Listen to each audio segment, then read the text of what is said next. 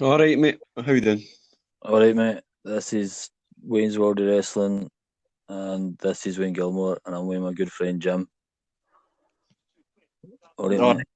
right. Aye. This is the second part of Who's the Greatest of All Time. Um, was meant to be done last weekend, but there was a few technical issues. Aye, I know. I didn't realise how to do some stuff, adding stuff onto YouTube, and Jim helped me out. So that was cool. Cheers, mate. Aye, I know. It can be a bit of a pain in the arse sometimes. Aye. But at least it's on now, so Aye. Uh, and then we done end up doing the top four each. that's right. Instead of we decided to just do our top one this week. Aye, aye. I would have done a bit sooner, but obviously you were saying something about the wind and the rain as well was keep us back or something for a wee Aye, I bit. know. I know. Well, But, it's not. It's just trying to find the time as well, innit? Between uh, you with the kids and me working and that. So well, I've been on about all day today as well, getting my son's birthday party sorted as well for tomorrow, so I'm going to be knackered. Aye. Tomorrow for that. We'll keep it short and sweet. Aye. So do I start off with my top greatest of all time then? If you want, aye, when you go, it's up to you. Well, you know who it is anyway. Aye, aye. The Taker, the Undertaker for me, is my main guy. Um, just he's been in wrestling for 30 years coming up, or 30 plus years, but in the WWE 30 years. 1987, he started in World Class Championship Wrestling under different gimmicks, and then Aye. in WCW in '89 as a mid card performer. He was called Mean Mark Callis, then he joined WWF in 1990 Survivor Series.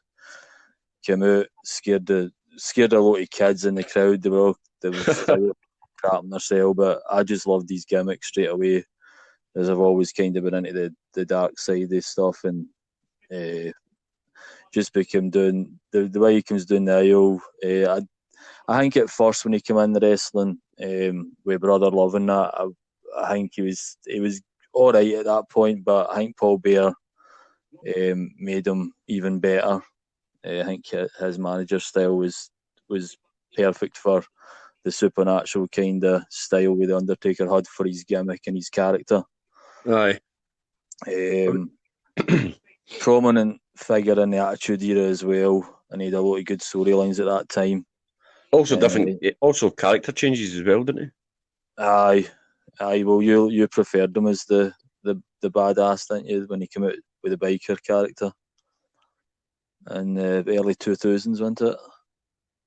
You preferred that kind of character when he came out as a biker. Obviously, it was a change, but I wasn't the biggest fan of it, but it kind of needed to be done. Maybe that's like kind of Millie's career, kind of just for a wee change in that. Maybe a kind of crowd pleasing kind of gimmick guy, wasn't it? He was like more in your face with a mic sort of thing, instead of the sort of ghostly kind of rest in peace and I'm coming to get you kind of Undertaker style.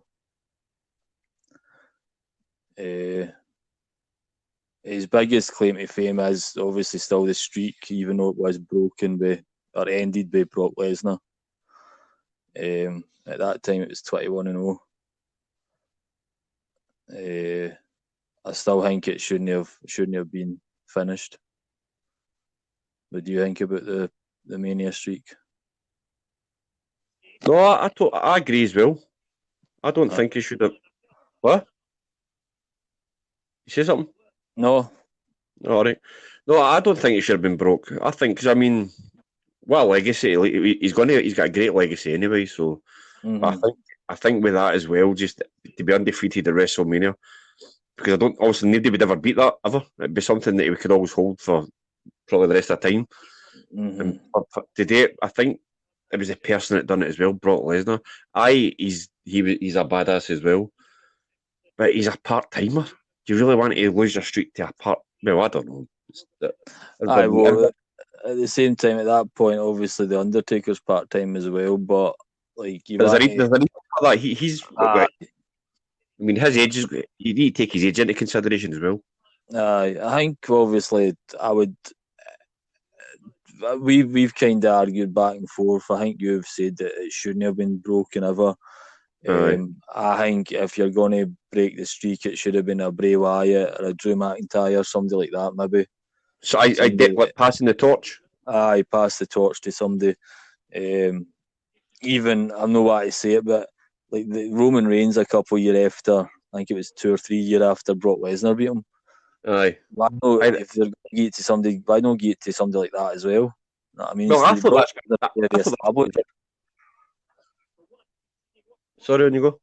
Brock Lesnar's already established, so I just don't get why he took it or he got it. But again, it's Vince McMahon and his mad ways. I totally agree. I don't agree with Lesnar. I don't agree with Brett ever. But if you're going to do it, it should be a passing the torch. And I actually thought when Reigns did beat him, that was going to be him because remember he left. I put the hat in that, and the gloves and the coat came off. And I thought that was going to be the end. But it's in a way, I kind of wish it. I don't mean this bad, but I kind of wish that was the end. Like, I mean, I do like I said, I've got him as my top greatest of all time, and that's what we're talking about now. But I do want to see that. I wanted to see the back of him after see, like I was at WrestleMania 29 and even CM Punk, that would have been 20. That would have been 21-0 there. And that was to me that was his last kind of classic match. I know obviously the Lesnar match was pretty good as well. But then I read that Undertaker was meant to have had some sort of major concussion as well there as well. He actually said he's not actually sure when it happened. He can't remember it happened. It basically was lights out. I mean, it has, again, his legacy as Mania. He's still, 24-2 is still like a crazy, it's a crazy streak. Like it's a crazy record at Mania. But mate, he's so many great storylines as well. It's not just like WrestleMania. He was part of the Ministry, which I thought was brilliant. Absolutely amazing. The feuds with Kane. He also had him and Kane were together. He had umpteen. I don't know how many championships, but God knows how many championships. 15 championships in WWE and 7. I think it's works out at 17. 7 world titles and 6 tag team titles. Actually, this tag team title with Stone Cold and The Rock as well at some point. I can't remember exactly when it was, but I read that last week as well. I'm not sure about timelines. I know I'm really bad at that, but I think it's not just like you say. It's not just WrestleMania. It's just he won the Royal Rumble 2007, I think it was. And he's been a 12-time Slammy Award winner as well. But I think there was a couple of Slammies that he got, like it was like a worst one maybe. I'm sure I read a couple of worst ones or something. But some of his feuds as well, like when he turned on Jake the Snake, that was kind of one of his early kind of things he done and all that. And he did say he learned a lot of his psychology for Jake the Snake. Which I did love that. I mean, his match at WrestleMania 8 with Jake the Snake was only about 7 or 8 minutes long, but it was just I just loved the way they told the story. And then Jake the Snake, they done it. They kind of screwed the Warrior Hour. I know you said last week we were talking about it was a bit cheap looking when he was in the kind of not a cave, but it was like some sort of, I don't know, it was like it was a pit of snakes or something. And they lock him in the door, and Jake the Snake's standing looking at him, laughing in his face and that, and Undertaker's kind of just behind him. It was probably okay for its timeline, to be fair. When you watch it now, it is a bit. But because back then it was like over the top characters, wasn't it? I mean, some of the characters, it was like OTT. So, and they always done like these sketches like that, like the Million Dollar Man. The Million Dollar Man would have these they would do segments, show you segments for like the Million Dollar Man out and about with Virgil and They always done that with wrestlers, which I think was good because it built up somebody's character. I did really enjoy his rivalry with Mankind as well. Michaels, the build up for which arguably against probably my favourite match. Definitely my favourite Undertaker match with Michaels at Mania 25. If not the best match ever, it's definitely up there. His rivalry with CM Punk. CM Punk tell a good story with the two of them as well. And again, I believe that was probably his last best real wrestling match. It certainly wasn't Goldberg. Him and Goldberg anyway. No, I know. The new champ. Oh my god! But I think he's a first as well at doing the casket match, Buried Alive. First Hell in a Cell. I mean, obviously casket matches and Buried Alive aren't really seen anymore. But Hell in a Cell is like iconic because it's got the same pay-per-view now. So that's kind of like a big thing. Was that him and Michaels? Him and Michaels when Kane. I think that's when Kane turned up with Paul Bear. He rips the cell door off and all that. So that was the kind of starting of the Kane. It was an In Your House, I'm sure. Was it an In Your House 97? Don't know the exact month. I don't know the exact month or anything, but it was 1997 In Your House, and that's when Kane rips the door off, and that was the start of the. Because I think it was at Jim Ross was on commentating. He's like, that must be the brother. That's Kane. You know what I mean? It's just quality storytelling again. It's just his storytelling. I know that there is again people saying about the streak and that and everything, but his psychology, his rivalries, and again, I know you've said in the past you feel that he is an average in-ring performer, but I do think he's had matches with, like even the one we were at WrestleMania 24 with Edge was really good. I know you were dozing off a wee bit, but obviously you had a few beers and the jet lag was kicking in. I think. I'm probably giving him a disservice to say he's no average. He's obviously better than average, but. But I just think it's just our banter as well. You're not getting any. Obviously, an inch. We argue about something that's predetermined, and it's funny. Like obviously last week in the pub and that we're getting.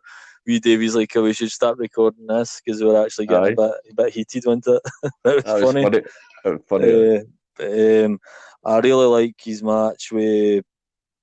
It was Taker, even Triple H and Taker at Mania 18 was good. I enjoyed that match when that was the one that kind of went out into the crowd and stuff. But another one about him as well, what I think he's up there with being the best, is he's the second most prolific pay-per-view performer with 172 matches. That's incredible. But it's only Kane that's beat him. Well, Kane's been about a hell of a long time as well, hasn't he? And you said you were talking in general about Kane is actually one of the less injury-prone wrestlers. I mean, I can't even remember. Seem to be kicking about. He seemed to always be on the shows when he was an active wrestler. Do you remember him having a long-term injury, like any sort of time? I mean, like long-term? No, not really. No, he seemed to be always there, didn't he? He's probably had, obviously, he's had slight injuries and he's maybe missed a couple of weeks here and there that we don't know about, though. I can't really remember Kane ever having a bad injury or ever been out for fives. Maybe I could be totally wrong, but it doesn't come to mind. I just think that, as well, my last few points about him, just it's more behind the scenes stuff. He's got so much respect for the other wrestlers. He seems to be a leader in the locker room, and definitely a lot of the wrestlers will go to him for advice and kind of stuff like that. You see it in numerous interviews with different wrestlers. They always kind of no all of them, but some of them will say, the Undertaker's kind of took me under his wing. He's told me this and that. I mean, I think he had a go at the Big Show about saying you could be one of the best, and you're just kind of he was telling me he was kind of like no putting effort in or something. I think he did say that. And then the Big Show kind of stepped up a bit after him saying that. Jim Ross quoted saying, "There's no greater WWE star ever than the Taker," but I'm not sure if he actually says it as in a big guy in that sense. It could be meaning like, and I don't. It's quite hard to argue with the kind of biggest superstar, like character-wise, maybe. Because I mean, Vince, sorry, on you go. No, on you go, mate. It's just if you're still talking about Jim Ross, it's cool.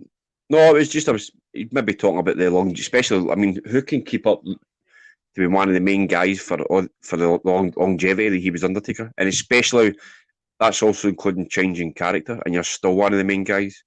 So I think to keep that, I don't think he probably might be the greatest character there's ever been in WWF / WWE history.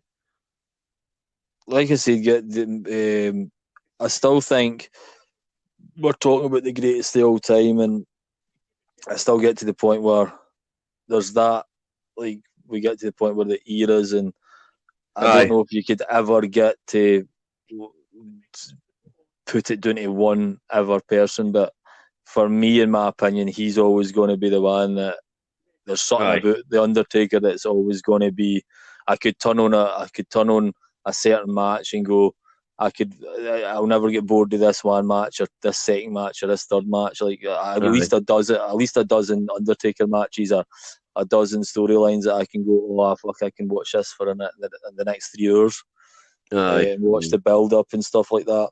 Vince McMahon has said he's his favourite, but the way obviously I respect what Vince McMahon maybe have said maybe 10 years ago, but maybe not so much now with some of his decision making. I've loved, as I said, I've loved him since I've seen him coming out at Survivor Series and loved him ever since. So that's why he's up there for my top guy ever.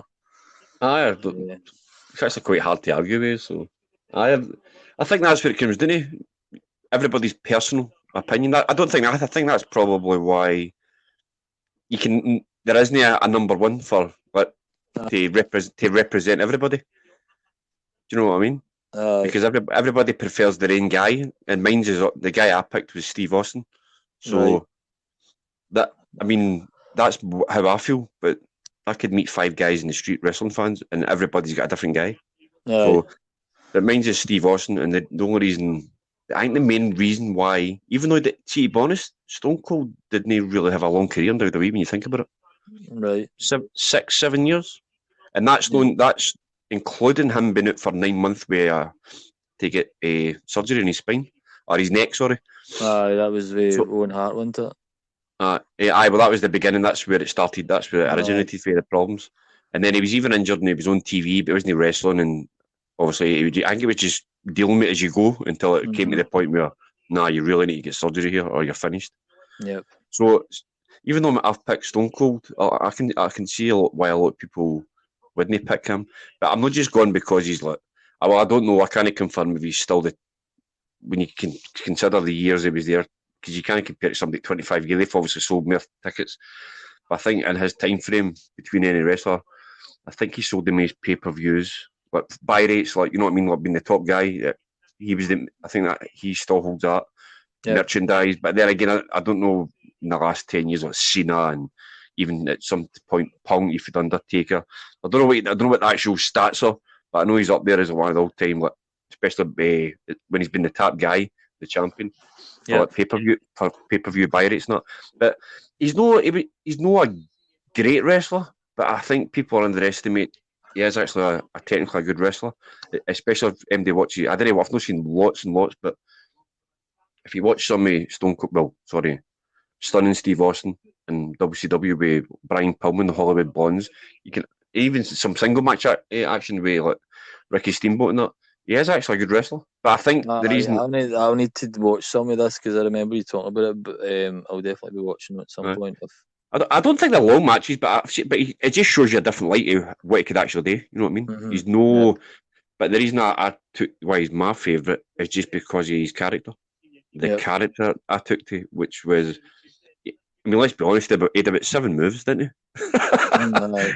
if you're lucky, but I just think that he was a brawler. I think he was a star, even though D-Generation X was still, they were on the go. I think they were, it was all kicking in at the same time, that actually there.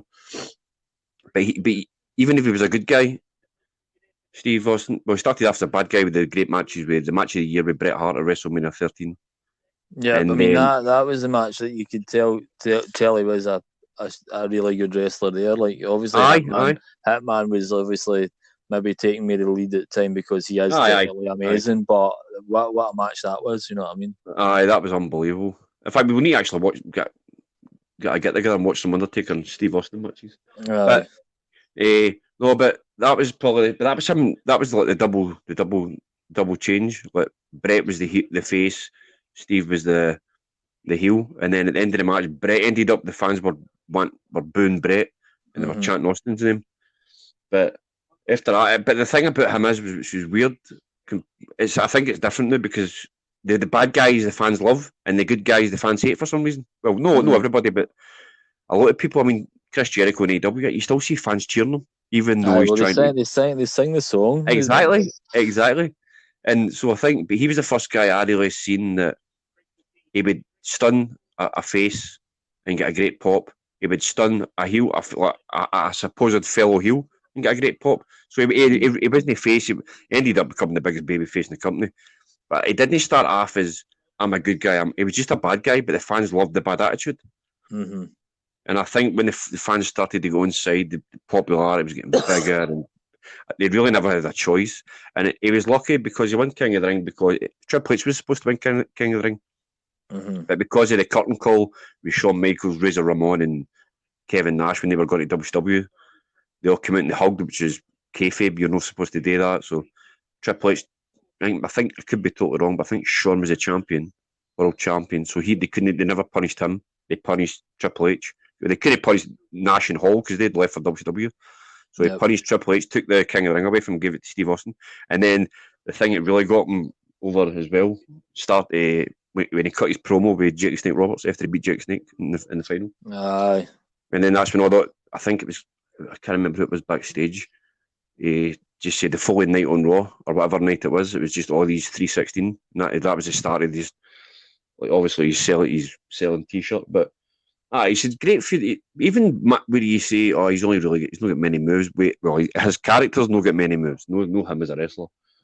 But his feuds, if you watch some of his storylines and feuds with The Rock, just unbelievable. They headlined 3 WrestleManias. 3 WrestleManias, which is quite incredible. It probably has been done since. I'm not really too sure. I'm pretty sure there's other guys. I think Edge might be up there. Haven't seen him. No, maybe wrong. I don't know. But I'm saying like the actual 3.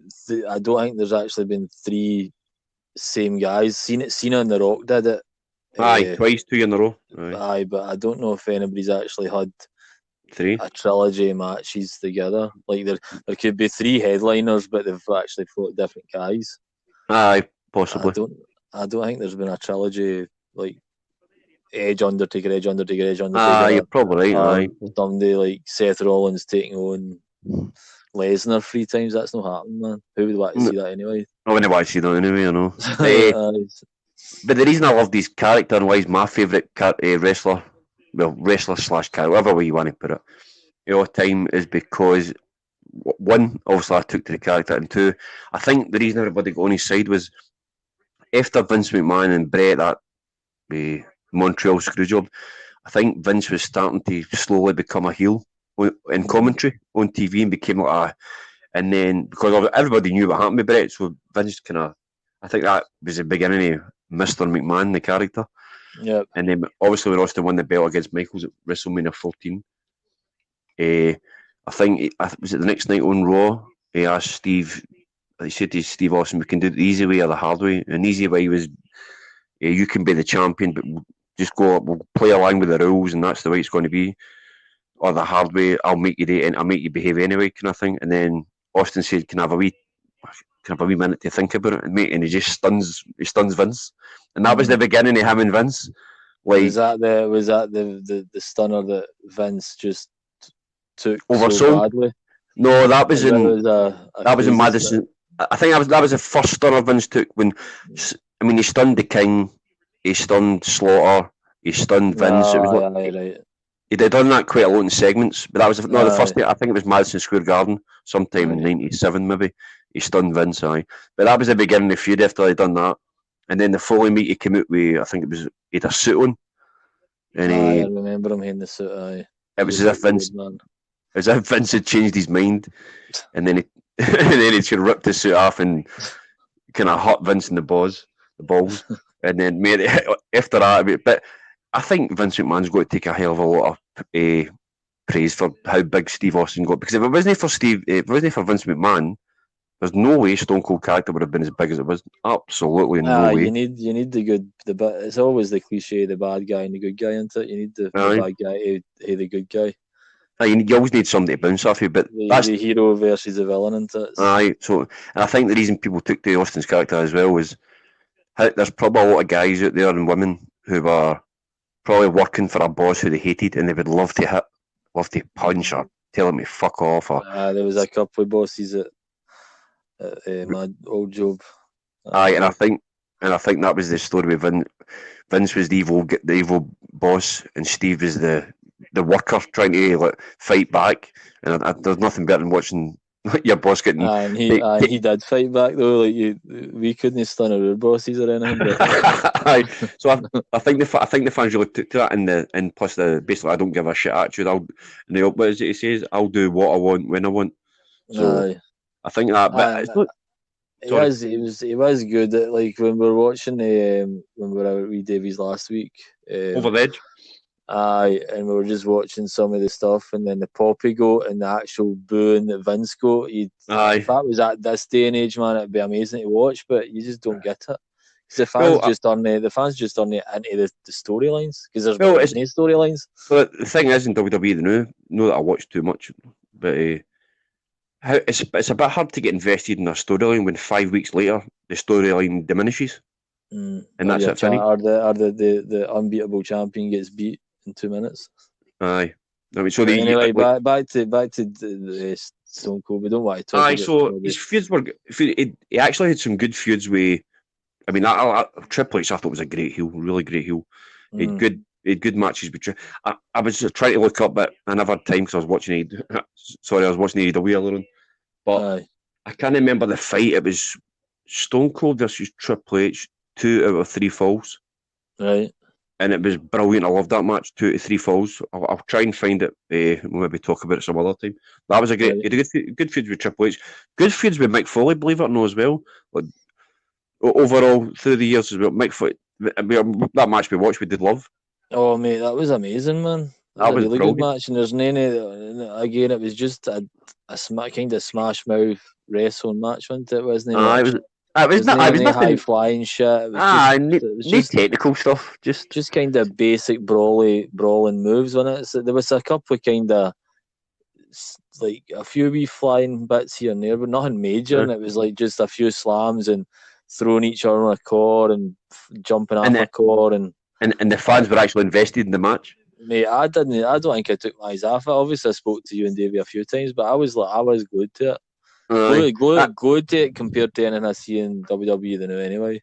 And I think when Vince doesn't want him to keep the belt, so and then you had Patterson and Briscoe's. I can't remember what order. One's a timekeeper, another one's can't remember. Anyway, every Vince, Briscoe and Patterson all had parts in the match, and obviously, so there was a storyline there. There was an investment there, and then the match itself, obviously, Good Love's trying to help Vince suck up Vince's ass and help Vince as much as he can be beating Austin and taking the title for Austin.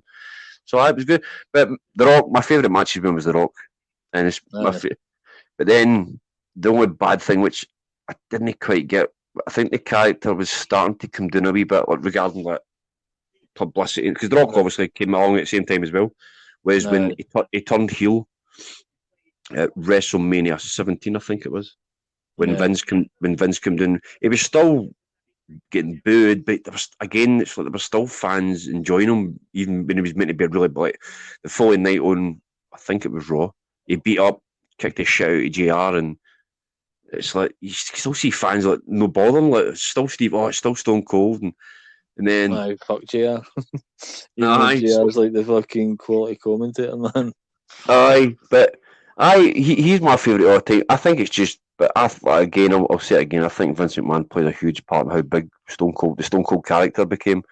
But I mean, especially when he was like the joint CEO when Linda and Stephanie gave up their shares and they gave it to Steve Austin in the company. So one of my favourite bits with Stone Cold and Vince, the rivalry was when Vince was in the hospital and Stone Cold was screaming as the doctor.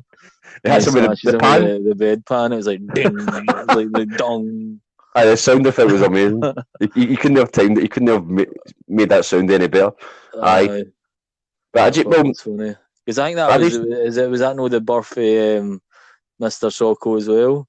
I think it might have been. I think you might be right. I'm sure when I watched one of the Legends of Wrestling, Mick Foley actually says that was the birth of Mr. Socko. Aye, because he brings in the body with the balloons and over in the clown. Oh my god, it's mental. I enjoyed that bit as well.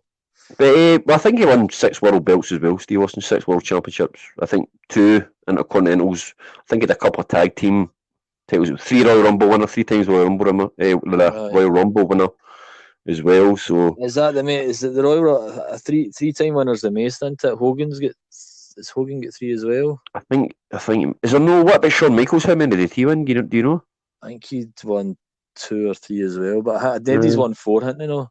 I don't think. I think it's a trilogy, isn't it? I think he's been. But then again, they can change anything. I mean, John Cena's equals Ric Flair's 16-time world champ. So, like you say, it's predetermined. They can they can rewrite their own history if they want. Like they're rewriting the history in that ruthless aggression. I do want to watch the next few episodes, but do you know what? I'm going to start watching that as well, just to have a wee glimpse of it. I know it's going to some will be bullshit, but some will probably be good. Aye. But Steve's probably. I think it's just cause, like you say, like I was saying, like the evil boss and just. But it's no. This wasn't a feud that was maybe like 5-6 months. This was 2 years, really. So it was a long-term investment.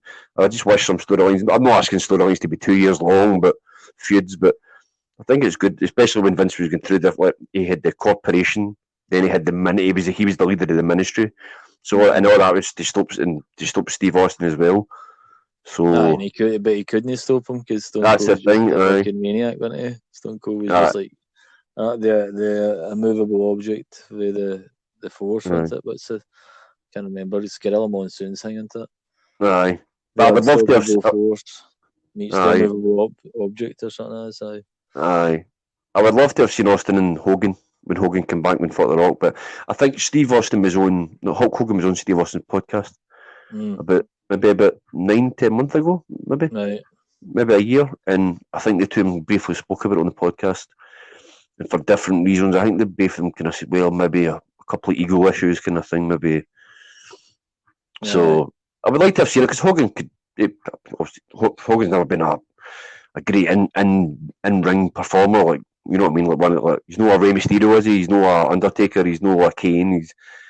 He gets the job done, kind of thing. But I would love to have seen that. There's no way it would have been a great match, but still, I've been the hype running about it, and just, I mean, people are still.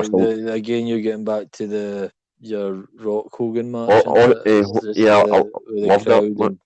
Just everything, investment, the history. Similar to that, kind of. Aye. A bit like Take a Sting, but personally, I think that ship sailed. But I would love to have seen Take a Sting, even if it was a poor match. I think even the entrances.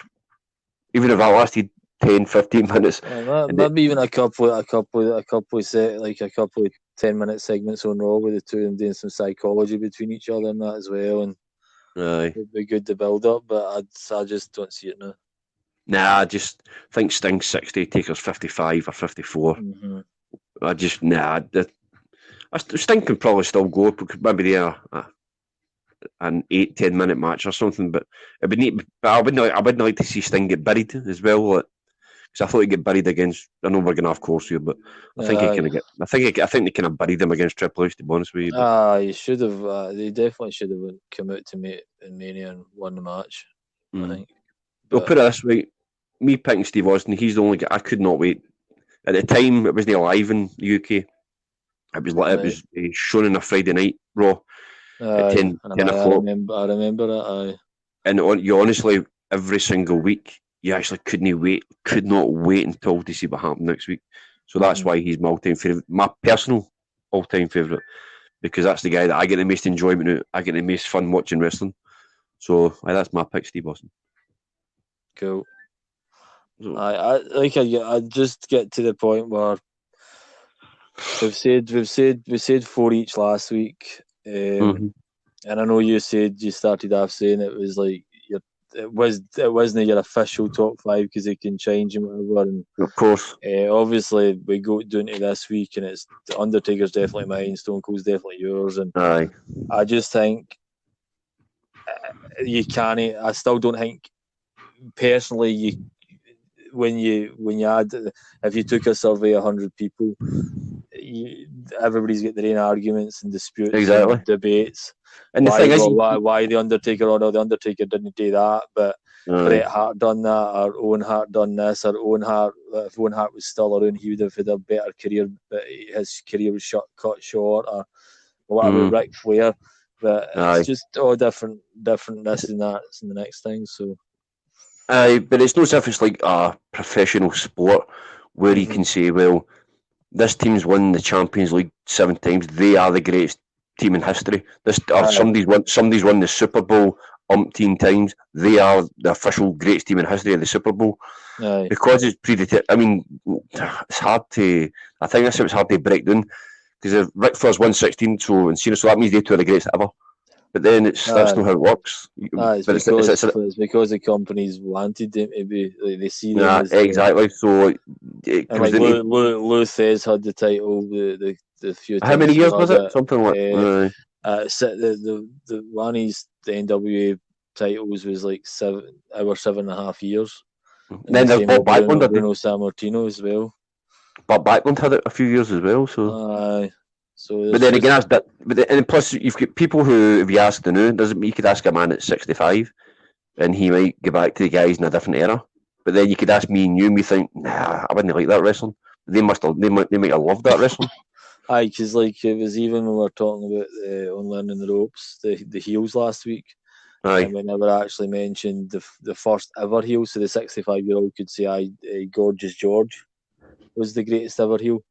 For him, because he's actually seen him in the flesh, or he's seen him every week on his telly or whatever, and stuff like that. So, but it's all just ifs and buts and all. But that match was good. For me, just like I said at the end of what I was talking about the Undertaker, as soon as he walked out at some Survivor Series 1990. I don't actually know if I actually watched Survivor Series 1990 live, or it was on VHS like about half a year later or whatever. One of my mates in school, primary school, taped it. And he brought it to my house, whether it was the Tuesday or the Wednesday, I can't remember what night. He went day after school, and we sat and watched it. I'm sure it was that. I'm sure it was that, Ben. I'm convinced it was. It's just as soon as he started walking out, and I'm like, look at this. It's like Roddy Piper as well going, look at the size of this guy, look at the size of his ham hocks and all that, you know what I mean? And then he just destroys everybody. Like, obviously, when he was talking on Broken Skulls with Austin, he's like, I was actually kind of scared to go and beat up Dusty Rhodes and no sell it, because obviously Dusty Rhodes is a legend to him. He's only like 25, 26-year-old at the time or something. Mm-hmm. And Dusty Rhodes is like punching him, and Undertaker just like doing that thing like he used to snap his head back and then just come back with his face as if you're not touching me. So he's went out there and he's been told, you've not to sell anything. You've taken it on, you're impervious to pain. So when Undertaker went backstage, he actually like went straight up to Dusty Rhodes and he's like, oh, I really appreciate what you've done there and all that. But he was this big young guy, and he was obviously crapping himself to do that. And obviously Bret Hart and Anvil was in that match as well, and it was Coco Beware.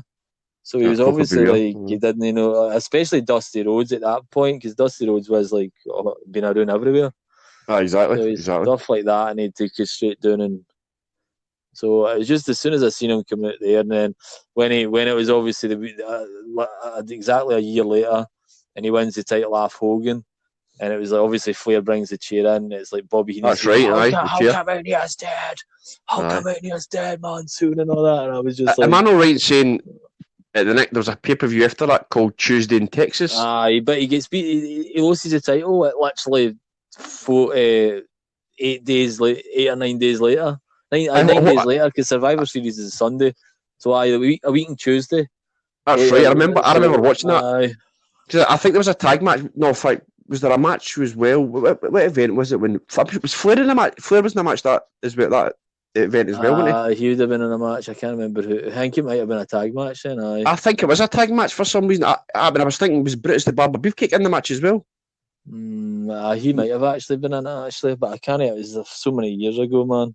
I know, it's just because Hogan cheated in that match because he got the ashes at the urn and threw it in Undertaker's eyes, and like I said, at that point Undertaker was the youngest ever champion. Right. Who's the youngest now? Is it Randy Orton or that? Is it still Randy Orton? I think I don't know. I'm not sure. He still get hanged. But then Yokozuna ended up being the youngest champion literally the WrestleMania. Was it WrestleMania after that when he won it, or the year after it or something? He became the youngest champion for Undertaker. I think Randy Orton is he still billed as the youngest champ? I'm not sure. I know one of the stupid storylines ever was when Yokozuna, I don't know if this was his first title, whenever, was it the one outside, was it 9 or 10? It was it Caesar's Palace? Aye. Outside WrestleMania. It wasn't a very big place, and he beat Yokozuna, beats Bret Hart for the belt, and then Hulk Hogan comes out and then wins the belt in 2 minutes. I know. And that was Caesar's Palace. I think that was like there's only about 16,000 there, so it's kind of like an outdoor arena. It wasn't that big, but it was JR's first commentary appearance for Bobby Heenan came out backwards and all that. And was it a camel? Was it camels that were on, or horses? I think it was camels. No, elephants. Was it elephants? It was elephants, mate. Actually, I'm sure it was elephants, and he's coming down backwards and all that, like the typical heel, because he's pure flabbergasted. And again, it's just Heenan, man. I just love that guy. Do you know what we should do one week? We should do best favourite promo guys. Aye. Because there's loads of good promo guys out there. We could also pick who they think has been terrible at promos and just can't get over. You know what I mean? Aye. We'll end it there now. No problem. I know this is Wayne's World of Wrestling on this one here, but learning the ropes. We've been talking about this pay-per-view coming off the network, so hopefully we'll maybe be able to do that one this week if you wanted. Aye, that's fine. Aye. If people listen to this and learning the ropes, I doubt it. I doubt I've got two different listeners, probably a choice. But if you do, then that's what's going to happen learning the ropes. So who knows? Hopefully, two people, one person of the same subscriber is actually going. Oh, actually, I'm up for that, man. When's that going to be? Who knows? Hopefully. Anyway, man, thanks for joining us and getting that done. No problem. Anytime. Right, I'll catch you later, mate. Right, I'll see you later. Right, thanks. Right, bye. Cheers, man. Cheers.